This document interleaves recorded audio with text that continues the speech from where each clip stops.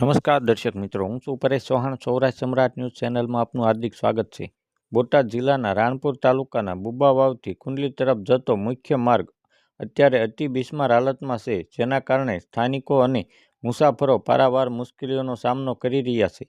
આ માર્ગ ફક્ત રાણપુર અને બોટાદને જોડતો મુખ્ય માર્ગ સમાન નથી, પરંતુ તે આશરે 10 જેટલા ગામડાઓને જોડતો અતિ મહત્વનો માર્ગ છે. તેમ છતાં માર્ગ અને મકાન વિભાગ દ્વારા આ રસ્તાનું સમારકામ માત્ર કાગળ પર જ કરવામાં આવતું હોવાનો આક્રોશ સ્થાનિકોમાં જોવા મળી રહ્યો છે. પ્રાપ્ત માહિતી મુજબ જ્યાં ખરેખર માર્ગના સમારકામની તાતી જરૂર છે, ત્યાં યોગ્ય કામગીરી થતી નથી.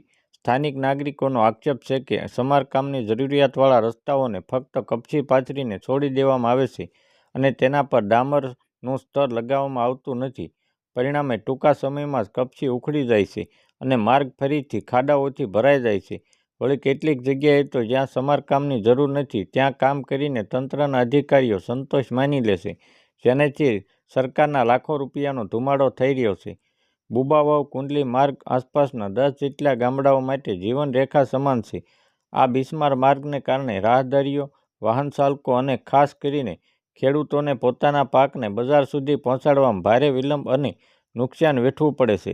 ખાડાઓના કારણે વાહનોને પણ મોટું નુકસાન થાય છે અને અકસ્માતનો ભય સતત માથે ઝબૂળી રહ્યો છે.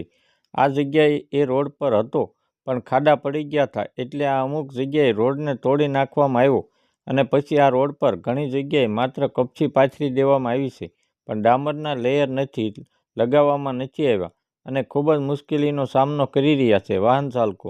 આ ગંભીર સમસ્યા અને અનેક રજૂઆતો કરવા છતાં તંત્ર દ્વારા આંખ આડા કાન કરવામાં આવી રહ્યા હોવાનું જણાય છે. સવાલ એ છે કે લોકોના પૈસા અને સુવિધા માટે જવાબદાર માર્ગ અને મકાન વિભાગ આટલી ગંભીર બાબતે ઘોર નિંદ્રામાંથી ક્યારે જાગશે? શું કોઈ મોટી દુર્ઘટના થશે ત્યાર પછી તંત્રને આ મુખ્ય માર્ગનું ગુણવત્તાયુક્ત સમારકામ કરવાની ફરજ પડશે? આ મામલે ઉચ્ચ કક્ષાએ તાત્કાલિક તપાસ થાય અને જવાબદાર અધિકારીઓ સામે કાર્યવાહી થાય તેવી લોક માંગણી ઉઠી છે. Bureau report, Rohit R Jatapara, Botad.